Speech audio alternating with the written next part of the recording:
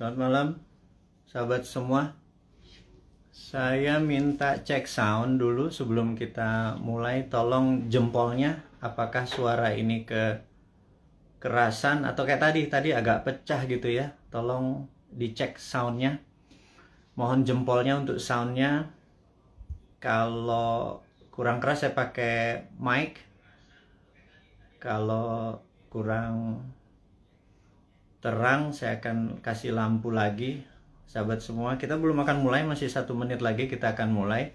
Kita mau cek suara dulu, apakah suara saya terlalu pelan atau sudah cukup keras dimanapun Anda berada. Oke sahabat semua, biasa saya sebelum kita mulai, kita pengen Anda mengabari dari mana sahabat. Ada yang dari Papua mungkin saat ini sudah hampir jam 10 malam. Ada yang dari Aceh mungkin. Jadi tambah lampu.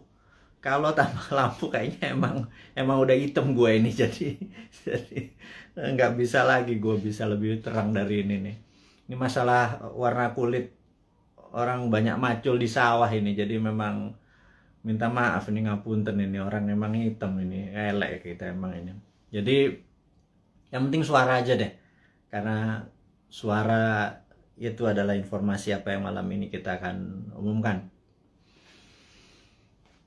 Cilegon, Jember, Tangerang, apa kabar? Pontianak, Tanah Karo, Sumut, luar biasa. Sorolangun, Kolaka, apa kabar? Ada yang dari Sulawesi. Pekanbaru, wah, luar biasa nih teman-teman semua. Dari Madiun. Oke, alhamdulillah suara cukup bagus ya. Dari Investor Santara. Jepara, gimana kabarnya? Oke, Bosman, kami butuh beras. Insya Allah nih, ini menarik nih. Jadi hari ini Bengkulu, Tasik, Madura, kita akan bicara banyak hal.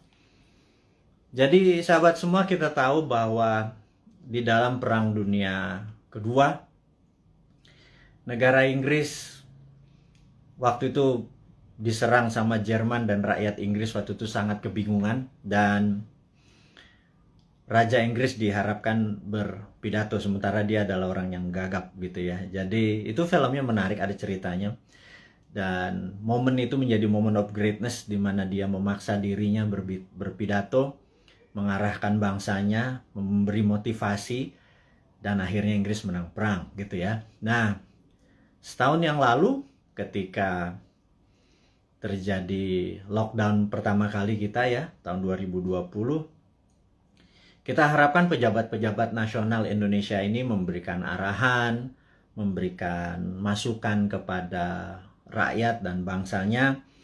Tetapi sayang sekali pejabat hanya memberikan sepotong-sepotong, instruksinya juga tidak jelas, alias menggunakan media-media saja, tidak berhadapan dengan rakyat. Dan kali ini pun sama, kali ini pun yang terjadi adalah di saat PPKM mikro, dan sekali lagi saya kadang-kadang nggak ngerti dengan ala bernegara yang menggunakan banyak singkatan-singkatan itu, ada singkatan, ada istilah gitu ya. Ya sudah, kita ngikuti aja, toh dia yang berkuasa, toh old mind ini ada masanya ya berkuasa ya. Jadi mereka tidak memberikan instruksi. Jadi sebagai Presiden Negeri Sontoloyo, kita ini ya, kaum New Mind, kaum Sontoloyo ini kan, ya udah kita aja lah, dari kita untuk kita saling mengingat, watawasobil hak, mengingatkan yang hak ya, dan mengingatkan ya dengan sabar lah. Kalau nggak percaya yang old mind itu ya kita sabar-sabar aja. Toh sabar, suatu hari juga mereka tidak berkuasa gitu ya. Jadi yang penting kita selalu mendukung keutuhan NKRI, bernegara. Jadi sebentar lagi kita akan memulai acaranya, di mana kita akan memberikan masukan mungkin kepada sahabat semua, memberikan informasi yang dibutuhkan. Dan sayang ya, kenapa kepala negara atau pejabat-pejabat tingginya di Indonesia saat ini tidak berhadapan dengan rakyatnya langsung, seperti halnya yang kita lakukan saat ini. Ya sudah, sekali lagi, Presiden Negeri Sontoloyo ini ya udah, kita turun tangan aja, kita saling mengingatkan sekali lagi. Dan tujuannya ini adalah kita semua memerlukan guidance, termasuk saya. Kita memerlukan arah, kita memerlukan visi misi yang sama, kita memerlukan collective dream atau mimpi yang sama gitu ya, di tempat tidur yang sama, mimpi yang sama. Ini penting sekali untuk kita menjadi negara yang berdaulat.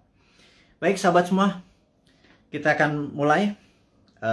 Selamat malam, Assalamualaikum warahmatullahi wabarakatuh. Dimanapun sahabat berada saat ini di negeri tercinta, mulai dari Sabang sampai Merauke, kita selama beberapa saat ke depan kita akan memberikan banyak informasi-informasi yang mungkin sahabat butuhkan, begitu juga saya gitu ya. Jadi pertama-tama saya ucapkan terima kasih kepada nakes atau tenaga kesehatan dan tenaga medis, para dokter dan rumah sakit yang telah berjuang melawan COVID, melayani pasien yang saat ini udah kapasitasnya 100%.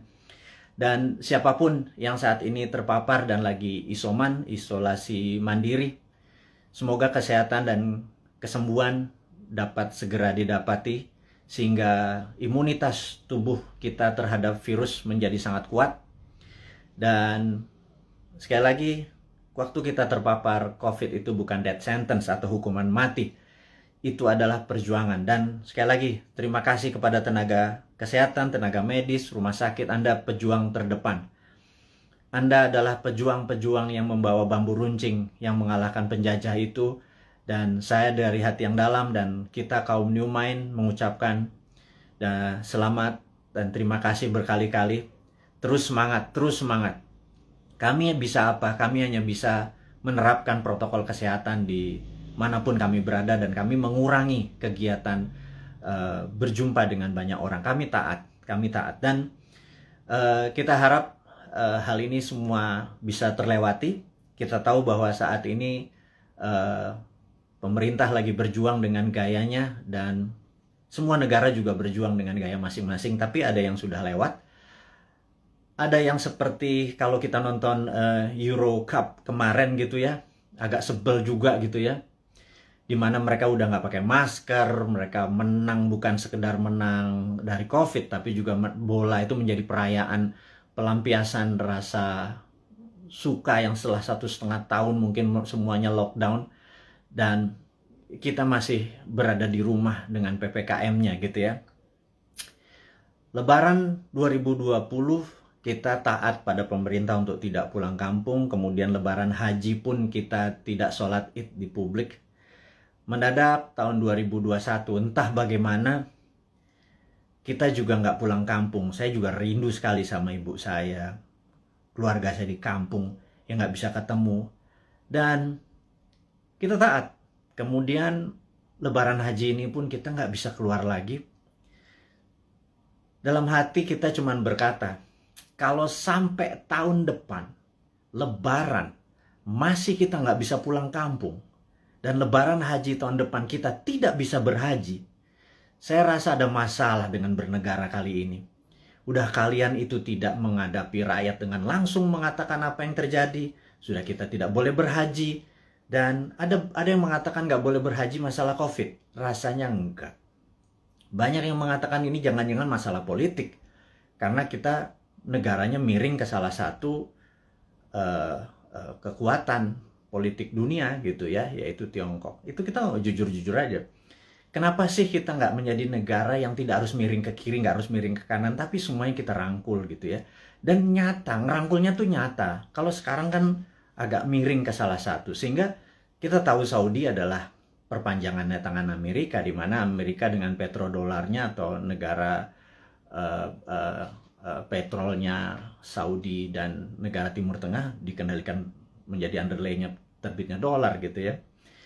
Berarti kan dia miringnya ke sana ya. Begitu kita nggak berhaji, jangan-jangan, sekali lagi jangan-jangan gitu ya. Ada yang bilang dana hajinya kepake infrastruktur. Saya pikir lah itu mah nggak tahu juga saya apa yang terjadi di atas sana. Tapi ya mbok diterangkan gitu ya. Jangan membangun narasi pakai buzzer. Buzzer sudahlah. Udah masa lalu buzzer itu. Saat ini di DM kami, di Bosman ini banyak buzzer-buzzer yang minta maaf, yang saya pikir no, kamu nggak usah minta maaf sama saya karena banyak keluarganya terpapar COVID juga gitu. Ternyata keluarga buzzer itu tidak kebal COVID juga, terpapar juga, dan ada yang meninggal juga. Akhirnya kapok juga jadi buzzer, kirain waktu jadi buzzer mereka tidak terpapar gitu ya. Nah, jadi udahlah, kita buzzer yang berjumlah ribuan itu nggak usah dipakai lagi. Buzzer itu nggak usah membunuh karakter-karakter orang yang ingin memberi saran ke pemerintah. Jadi saya mengingatkan bahwa pemerintahnya Pak Harto ya, banyak Pak Harto mendapat tentangan dari mahasiswa di tahun misalnya 73 di Malari dan lain sebagainya, Malapetaka 17 Januari dan lain sebagainya. Tapi apa yang Pak Harto lakukan, dia rangkul angkatan 66, 67, di angkatan 73, angkatan 80, semua dirangkul dan jadi menteri-menterinya dia. Ternyata mereka-mereka yang rebel terhadap pemerintahan dia waktu jadi menteri bagus semua gitu ya. Dan jadi saya sarankan, ini bukan saya ngarep jadi komisaris loh ya, bukan loh ya, nggak gitu-gitu amat gitu. Tapi kalau ada beda pendapat, coba didengarlah. Kita nih cinta tanah air kok gitu ya. Niat kita satu, niat kita bersatu gitu ya. Jadi janganlah dibangun narasi malah karakter kita dibunuh. Bahkan kemarin ada Anti Mardigu yang menyatakan kita pro komunis, cinta PKC, Partai Komunis Cina. Orang-orang nggak akan pernah impress dengan informasi seperti itu. Terus kita membangun bala muda, dianggap kita membangun pasukan kelima seperti Partai Komunis Indonesia dulu. Membangun kekuatan petani diminta bersenjatai. Kemudian sewaktu Bosman mengambil pasukan muda, teenagers, yang berusia 14 sampai 20 tahun ya, yang belasan tahun itu, yang pendidikan Pancasilanya sedikit, yang mengetahui bela negaranya juga sedikit, terus kita bangun kekuatan dengan teen camp, bala mudanya kita bangun, summer camp 4 hari kita didik, apa yang kita ajarkan di Lemhanas kita ajarin ke anak-anak, kita ajarin disiplin militer, kita menjadikan anak-anak ini adalah patriotis nasionalis. Itu dicap untuk membangun kekuatan untuk anti pemerintah oleh buzzer-buzzer. Saya pikir Anda keterlaluan gitu ya. Iya, dan saya yakin orang-orang yang menjadi sahabat Newman ini nggak pernah percaya dengan apapun yang buzzer-buzzer itu lakukan. Dan karakter-karakter kayak gitu udah kuno lah gitu ya. Anak-anak sekarang zilenial, milenial ini sangat-sangat pinter dan nggak kemakan lah sama buzzer. Anda sudah tobat aja lah para buzzer itu dan bersama-sama bangun narasi, jangan memecah belah bangsa gitu ya. Dan itu tadi informasi mengenai COVID. Jadi saya rasa malam ini saya ingin share sedikit tentang COVID ya. Jadi di seluruh dunia sudah 3,2 miliar vaksin tersebar, dan sahabat saya di Amerika baru aja pagi tadi menelpon saya, jadi malam di sana, bahwa Amerika itu menarik, bahwa 49,1% adalah natural herd immunity, alias mereka terpapar dan sembuh sendiri. Kemudian 13 sekian persen menggunakan vaksin. Jadi kalau 49 tambah 13 mereka sudah hampir 70%, alias sudah kena herd immunity-nya. Jadi kalau 10% lagi divaksin dalam waktu 3 atau 4 bulan, kemudian Amerika sudah melewati herd immunity. Dan Eropa juga sama. Saya pernah menceritakan di video narasi bahwa pemerintah Belanda menyatakan menggunakan herd immunity, jadi benar-benar dilepas warganya, dikasih vitamin, dan sistem rumah sakit dikuatin dan dilindungi mereka-mereka yang rentan, ada komorbid dan usia tua. Dan terbukti bahwa sekarang negara-negara Eropa bahwa 40% menggunakan natural herd immunity, yang 20-30% pakai vaksin. Jadi vaksin minoritas, mayoritas adalah menggunakan herd immunity. Indonesia saat ini mungkin yang herd immunity berdasarkan data di bawah 10% yang terpapar dan sembuh, yang tanpa gejala dan lain sebagainya. Kemudian yang kita baru berapa persen ya, dengan kecepatan 250.000 suntik per hari, 3 tahun lagi kita mendapatkan herd immunity itu mungkin sekarang baru 20-25% yang sudah dikatakan kebal gitu ya. Jadi mencapai 70%, 80% pencapaian ini masih cukup lama. Jadi saya pikir kita ada ya, sekali lagi bukan salah bernegara lah. Keputusan kemarin tidak tepat. Tetapi jangan sampai sekali lagi tahun depan menjadi tidak tepat. Kita udah 4 kali minus loh, kuartal 4 kali minus growth ekonominya, 4 kuartal. Itu sebenarnya berat nanti ya. Sekarang kita bicara COVID dulu. Jadi Tiongkok saat ini sudah mencapai 70% juga imunitasnya, dan mereka mengatakan mereka memakai vaksin. Tapi sekali lagi, data dari Tiongkok saya nggak pernah percaya utuh, karena negara komunis itu memiliki propaganda. Malah feeling saya sekali lagi, rasanya Tiongkok menggunakan herd immunity juga, alias 40% dari populasi menggunakan natural herd immunity.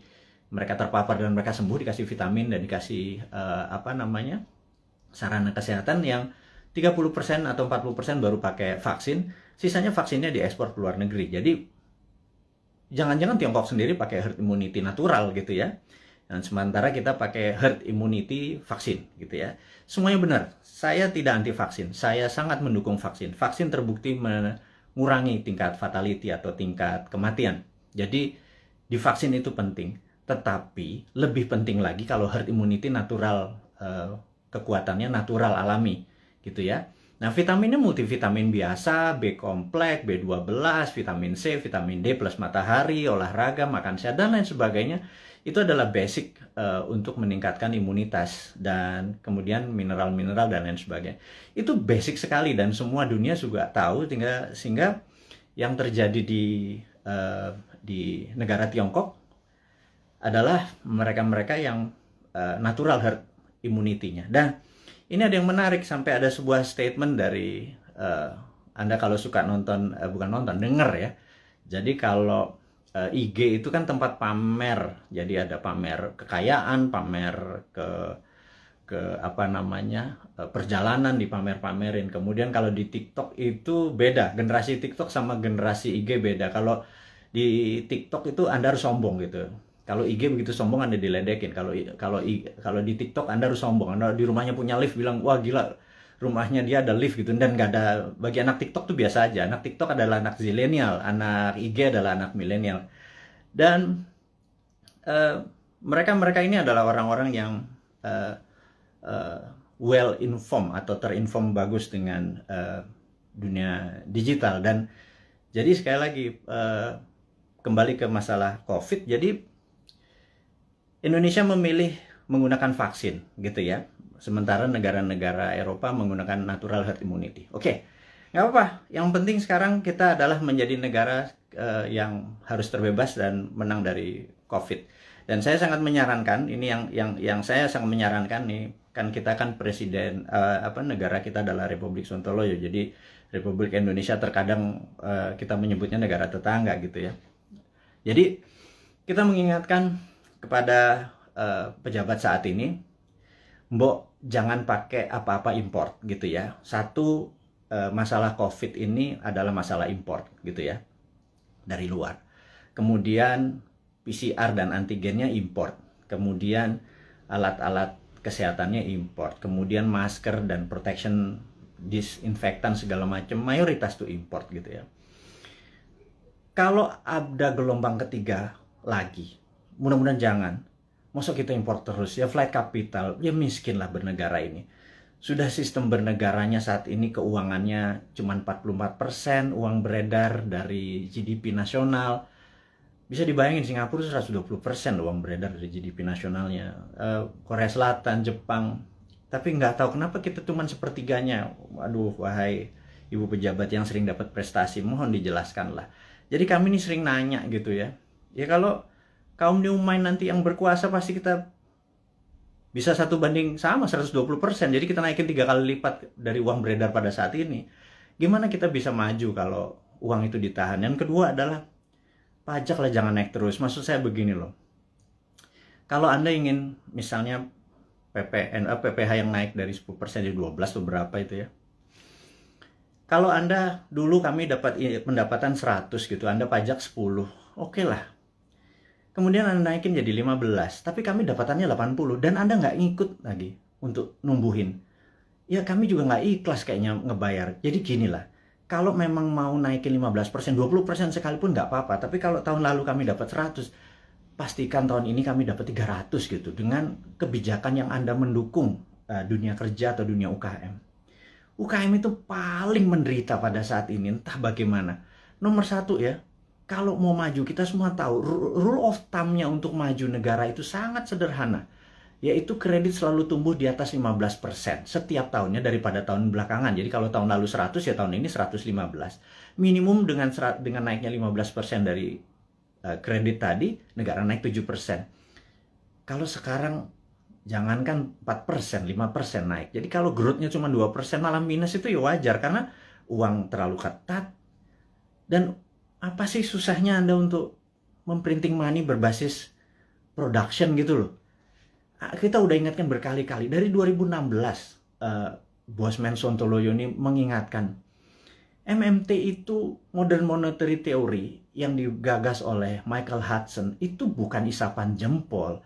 Kita cuman beda mazhab aja. Anda Keynesian, kita post Keynesian. China pakai sudah dari tahun 89. Amerika pakai dari tahun 71 printing money itu. Terus negara Eropa, negara Jerman pakai semua. Ini untuk menyelesaikan masalah COVID ini ya Tiongkok pun melakukan printing money saat ini. Dan kok kita malah minjem sih? Aduh, gimana sih? 6.500 triliun loh. Itu bunganya aja udah hampir 3.300 triliun. 300 triliun kalau buat beli obat itu selesai masalahnya, gratis semua, PCR gratis, antigen gratis. Kalau PCR-nya bayar, antigennya bayar, gimana kita mau travel? Terus udah kayak gitu, dengan PPKM kita ini udah taat sama ininya, tapi semuanya bayar gitu ya. Vitamin bayar gitu ya. Terus pajak bayar, terus kita pokok nggak pernah kebayar, negara sibuk bayarin utang, terus nambah utang. Aduh, ini mau mulai dari mana? Kita nih bertanya. Jadi sekali lagi, sahabat semua, kaum New Mind, kita ingin ke depan kita menjadi negara berdaulat. Jadi hari ini yang mau diinformasikan adalah gimana caranya kita di tahun 2045 Indonesia adalah negara superpower. Udah ya, itu adalah tema hari ini. Kenapa kita bilang ada yang penting dari Bosman hari ini mau mengumumkan sesuatu, yaitu kita ingin tahun 2045 pada saat Indonesia 100 tahun, Indonesia emas, Indonesia menjadi negara superpower, bukan sekedar negara kaya lagi, negara superpower. Kita nggak bisa tumbuh hanya 5% atau 7% seperti janji-janji kemarin di dalam kampanye. Nggak bisa. Kita tumbuh harus lebih powerful dari angka-angka itu. Terus bagaimana membuat ini berdaulat gitu ya? Oke, sahabat semua. Saya ada beberapa informasi sebelum kita masuk ke topik ke sana, bahwa kita tahu saat ini negara-negara sudah kena herd immunity-nya dan kita masih belum. Dan penting untuk kita memberi informasi adalah begini. Sahabat, saya mengingatkan, kita masuk ke topik berikutnya setelah tadi ini masuk. Jadi beberapa kali kita kalau naikin informasi di IG, toto bisa hilang gitu ya. Kemudian di sosmed yang lain seperti YouTube, channel kita sering di warning, sering diperingati dan hilang. Di Facebook, jadi kita udah berapa kali hilang, terus 7 kali kita diperingati Facebook, IG, Twitter kita hilang, terus YouTube kita pernah hilang gitu ya. Dan ternyata saya baru memahami setelah algoritma teman-teman melihat dan dilaporkan, ternyata cara menghilangkannya gampang. Begitu mereka tidak ingin video atau tulisan segala macam itu, sekelompok buzzer adalah menginformasikan, melaporkan bahwa ada unsur porno, ada unsur dan lain sebagainya, sehingga pemilik sosial media yang tidak bisa berbahasa Indonesia itu pokoknya dapat laporan, terus mereka kasih peringatan kita gitu ya. Agaknya ide-ide kita ini sudah mulai menakutkan baik globalis di internasional ataupun pemikiran bernegara. Padahal kita tidak berniat untuk revolusi, berkudeta. Kita ingin negara kita utuh dan kita ingin negara kita menjadi negara berdaulat di 2045. Kita tidak tergantung pada negara asing gitu ya. Yang kita tanyakan misalnya pada saat kita taat, tapi TKA asing masuk. Anda datang deh jam 12 malam, jam 2 malam ke Soekarno-Hatta, pakai masker ya, sama disinfektan. Anda bisa lihat ada 300 orang, 500 orang, terus mereka nggak ada karantina. Pertanyaan sederhana, kenapa nggak dikarantina sih? Gitu aja. Segitu kuatnya pendukung mereka-mereka ini, yang saya nggak tahu pejabatnya mungkin sakti sekali gitu ya. Sehingga waktu kita peringati, kenapa mereka bisa masuk? Kenapa kita taat, terus mereka asing bisa masuk, terus mereka bisa ikut bersama-sama commercial flight dengan warga negara Indonesia lainnya. Mereka tidak bisa berbahasa Indonesia. Dan jawabannya adalah jangan macam-macam, suruh diam kau, gitu ya. Karena nanti kalau negara itu tidak mau invest di Indonesia, Indonesia bisa rugi. Itu kalimat yang benar-benar menurut saya, lo gila ya. Jangan gitulah. Emang satu-satunya negara ngomong itu memang Tiongkok apa? Segitu taatnya gitu? Enggak gitulah. Jangan berkata begitu. Kita bukan anak-anak lah. Berbicara yang lebih elegan sedikit, dengan data, dengan santun. Jangan membentak, jangan menghardik gitu ya. Kita bertanya juga baik-baik, ya kasih jawaban aja gitu ya. Bahwa nanti kita urus, kasih yang manis lah gitu. Kita udah capek saling bentak, saling curiga gitu, udah capek gitu. Bernegara elegan sedikit, statement lah, jadi negarawan lah. Jangan jadi pedagang, mau ada cuan, ada untung segala macam gitu ya. Ya lu untung, gua kagak gitu ya, apalagi rakyat gitu ya. Itu kami bertanya gitu ya. Kami dapat apa? Udah asetnya hilang, tanah air kita hilang, diambil barangnya, kita cuma dapat apa? Dapat pajak gitu. Buktinya kita tetap dipajakin tuh. Terus apa? Dari apa untungnya gitu ya? Terangin aja, ini untungnya segini. Kalau kita yang tahu adalah aset kita hilang, nikel kita gone, digantikan dengan apa gitu. 20 tahun lagi, Anda ingat, saya pernah ke Nauru. Nauru itu negara menarik. Dulu dia penghasil P2O5 atau fosfat. Wah, kayanya bukan main. Tapi beberapa 20 tahun yang lalu Nauru kehilangan fosfatnya karena dikeduk habis. Ya sudah, sama Amerika waktu itu, dikeduk habis. Negaranya miskin, hidupnya tinggal dari pariwisata aja saat ini. Naurunya kehilangan asetnya. Anak cucunya cuma bilang, oh dulu kita menghasil fosfat ya, gitu ya. Jangan sampai anak cucu kita bilang, Eyang, dulu Indonesia menghasil nikel ya? Nikelnya di mana ya? Tahu. Kita dapat apa waktu nikel itu dijual? Nggak dapat apa-apa. Kita dapat virus gitu ya.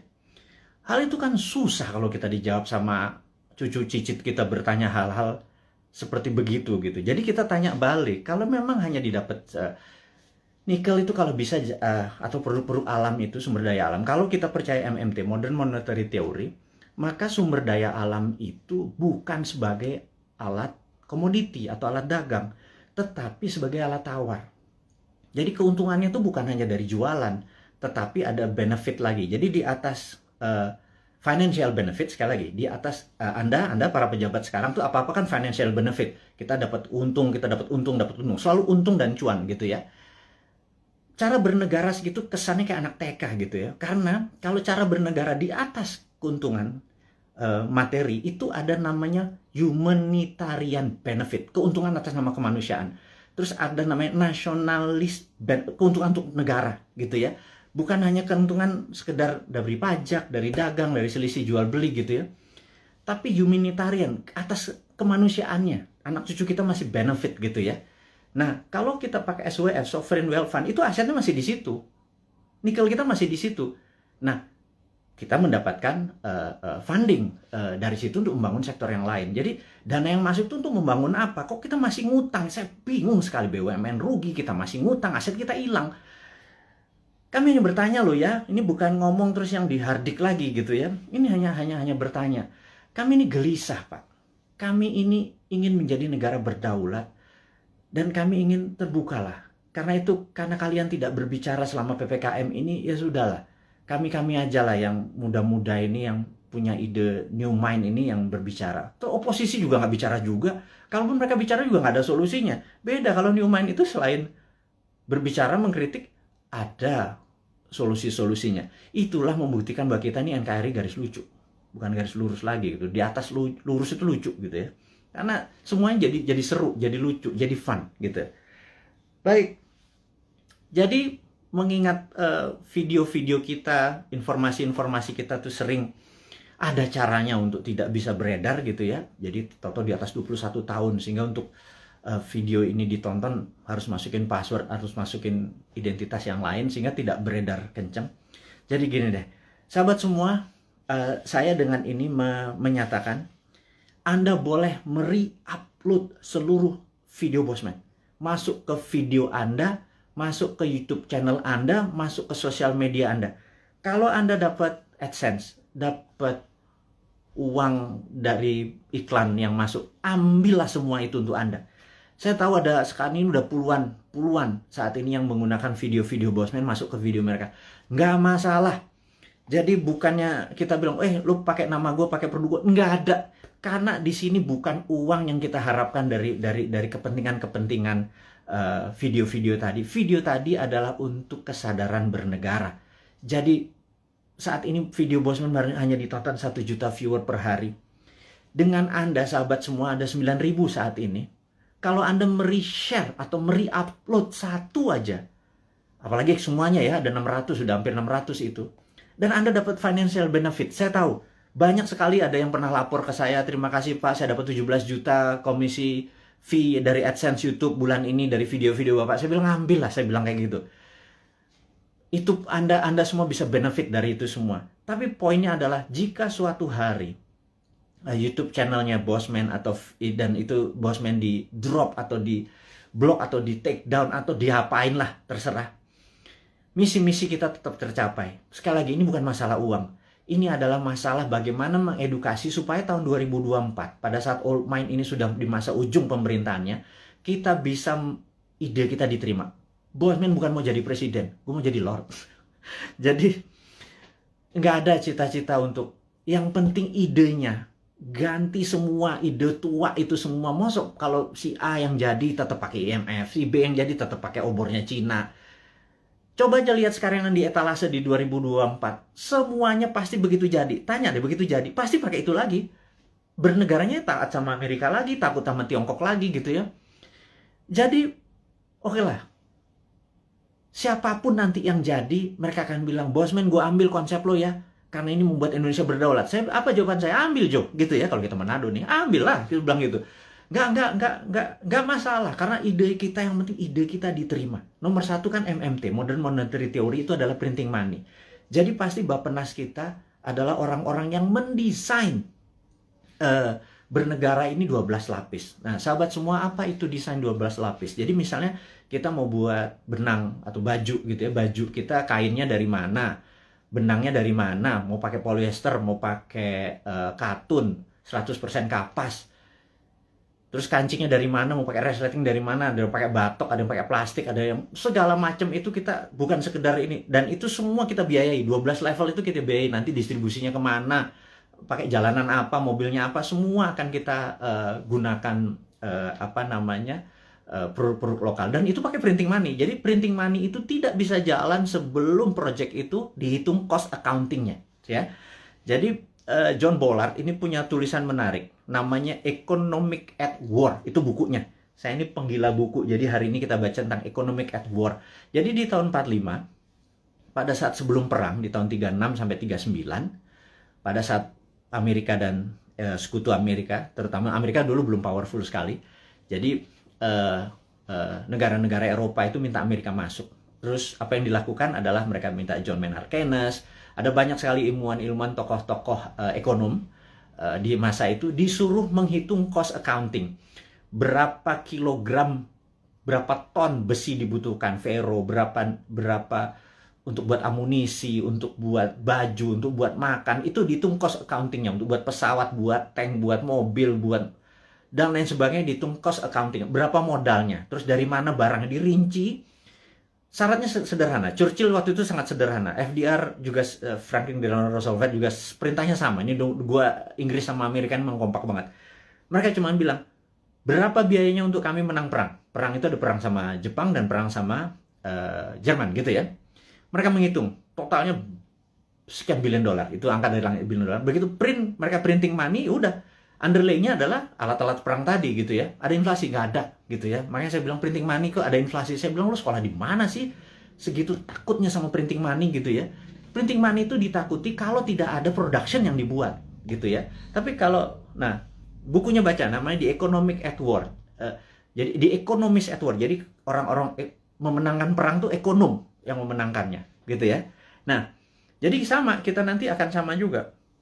Kita akan membuat, menghitung cost accountingnya, kemudian kita akan printing money, dan UKM kita langsung jalan, karena kita mau tahun 2024 itu kita menjadi negara berdaulat gitu ya, 2024 2045 kita akan menjadi, dan mulainya dari 2024 karena sekarang kayaknya udah nggak kasihan sekarang ngurusin COVID, terus ngurusin apa Tiongkok ya udahlah, itu mereka terlalu repot dengan urusan gitu. Nggak mungkin lah bisa menjadi negara berdaulat. Kita cuma ngingetin sekali lagi. Jadi kita harapkan konsep kita ini diterima oleh siapapun yang nanti mau running 2024, konsep kita ini. Jadi kalau Anda bayangin ber-9.000 kita upload masuk, Anda buat, kalau nggak punya YouTube channel, Anda buat YouTube channel YouTube atau YouTube channel Anda sendiri. Anda tinggal ambil tulis kita, terus kasih judul-judul yang jangan terlalu negatif atau terlalu clickbait gitu ya. Kasih yang educate, kasih yang fun, kasih yang lucu dan lain sebagainya. Sehingga ribuan atau jutaan orang. Saat ini ada 180.000 orang yang ada di internet. Ada 180 juta. Jadi saya harapkan teman-teman bisa memanfaatkan. Kalau Anda dapat 1 juta per hari, Anda bisa hampir 100 juta itu dari AdSense-nya dari YouTube gitu ya. Pakai aja video-video kita ini untuk di-re-upload, di-reshare, dan pakai akun-akun Anda sendiri. Perbanyak itu semua informasi-informasi itu. Anda boleh mengganti thumbnail-nya, mengganti footage-nya. Yang penting voice-nya jangan dipotong. Narasinya gunakan tulisan agar orang menjadi lebih paham gitu ya. Ini tujuannya bukan untuk memecah belah bangsa, ini tujuannya untuk membuat kita negara berdaulat. Dan cara cerdas bernegara ini sudah hampir 600 video. Sebarkanlah gitu ya. Kemudian sahabat semua, kita saat ini ya tadi ada informasinya adalah untuk re-upload. Anda sangat diizinkan menggunakan nama Anda, video-video Bosman. Saya harapkan ada 9.000 sahabat ini punya 9.000 akun yang masing-masing taruh semua videonya Bosman, dan Anda dapat faedah yang sama. Sekali lagi, kita baru mencapai mungkin 1% dari populasi. Bayangin dari 180 juta orang yang punya akun di sosial media atau internet, menggunakan internet ini, baru 1 juta yang kita capai. Masih kecil sekali. Gimana cara 100 juta bisa menonton video ini? Dan kalau 100 juta bisa menonton video ini melalui Anda punya channel, ya Anda yang dapat duitnya loh. Bicara itu aja dulu. Di masa pandemi seperti begini, susah bergerak, ya udahlah, YouTube channelnya Anda aktifkan gitu ya. Mudah-mudahan jadi faedah ini bersama. Dan saya mengingatkan bahwa saat ini kita tahu bahwa kita berperang, dunia saat ini berperang. Contohnya lagi, bisa dibayangkan bahwa di dunia yang perang dunia pertama, yaitu tahun 1914 sampai 1918, 4 tahun, itu perang dunia 1. Kemudian perang dunia kedua 40 sampai 45, 5 tahun. Dan kita tahu 2016 waktu Trump menyatakan menjadi presiden, 2017 Trump declare war ke Tiongkok. Tapi bukan world war, bukan perang dunia, tetapi adalah economic warfare dengan salah satu strateginya menggunakan trade war, perang dagang. Itu terjadi, dan begitu itu terjadi maka di tahun 2017 sahabat semua ingat, kita mengingatkan dengan waktu itu belum pakai YouTube. Di 2019 kita mengingatkan bahwa everything start with the economic warfare, diakhiri dengan military war gitu ya. Dan di tahun 2020 untuk menjatuhkan Trump, globalis dan Demokrat Amerika menggunakan tool yang namanya biological warfare, yang namanya COVID, untuk menyerang Amerika. Dan pada saat itu yang disarankan oleh mereka menggunakan masker. Tapi Trump punya analisa sendiri bahwa kalau peristiwa dari Spanish flu itu ada 3 gelombang. Jadi gelombang pertama tertinggi, kedua agak rendah, ketiga terendah. Tapi virus pertama itu paling lemah, kemudian agak kuat, terakhir yang paling kuat gitu ya. Nah, jadi pada saat terlemah ini semua orang terpapar aja supaya tingkat herd immunity-nya tercapai. Dan yang terjadi oleh Trump dilakukan adalah dibebasin aja. Toh mereka punya operating sistem dari kesehatannya terbaik di dunia. Dan ternyata terbukti sekarang 49%, 49,1% di Amerika menggunakan herd immunity natural. Dan ini adalah, ya tapi sekali lagi Trump kalah dengan 4 negara bagian yang dalam tanda petik dicurangin katanya. Tapi itu negara Amerika, bukan negara kita. Tapi dia adalah salah satu polisi dunia yang berkepanjangan. Ternyata Biden ini mengambil konsepnya Trump untuk masih berperang juga dengan Tiongkok. Jadi, dan itu adalah perang dunia negara. Kita nggak ikut-ikutan. Tetapi kita di dunia ini perang dengan makhluk yang tidak kelihatan, yang namanya virus corona atau COVID gitu ya.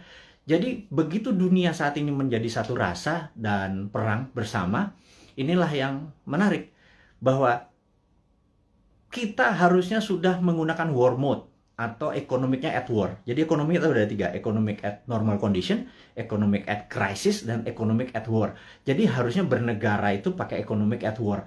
Sayangnya sekali lagi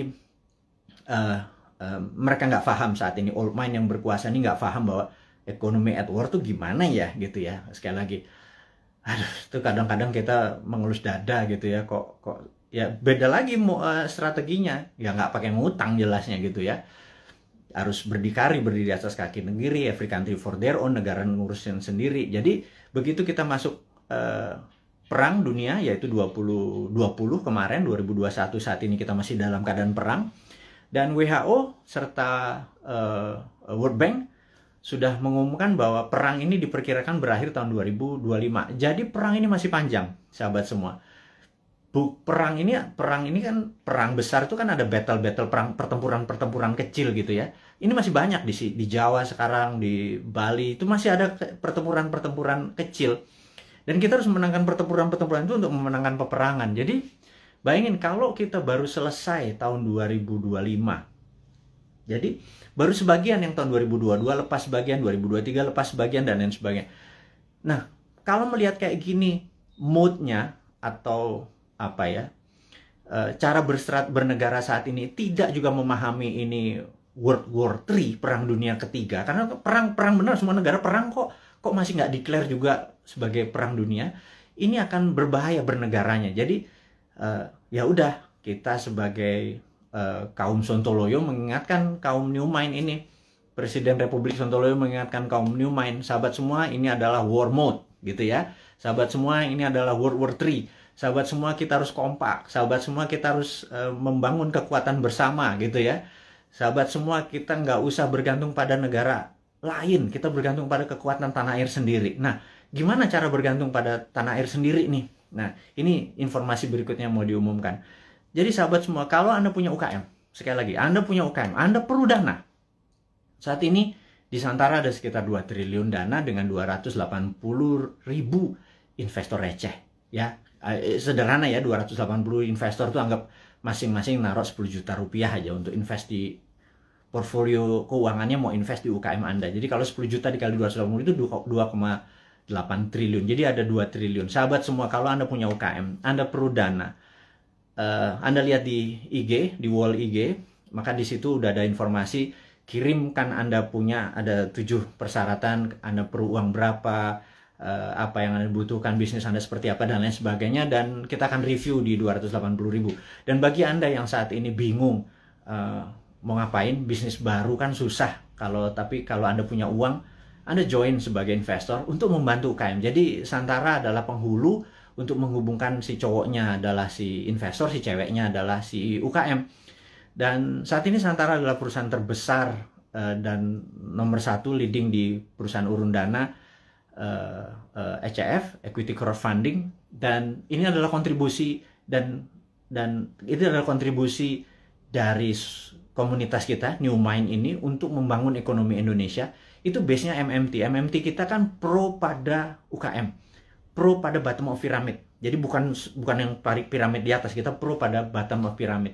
Ini membuktikan bahwa kita bukan cuma konsep doang. Beginilah cara kita bergandengan tangan. Jadi tadi ya, nomor 1 kita re-upload, kemudian re-share apa yang kita punya informasi. Kedua adalah yuk gandengan tangan untuk membangun UKM. Karena UKM ini yang kuat terhadap masalah krisis ekonomi.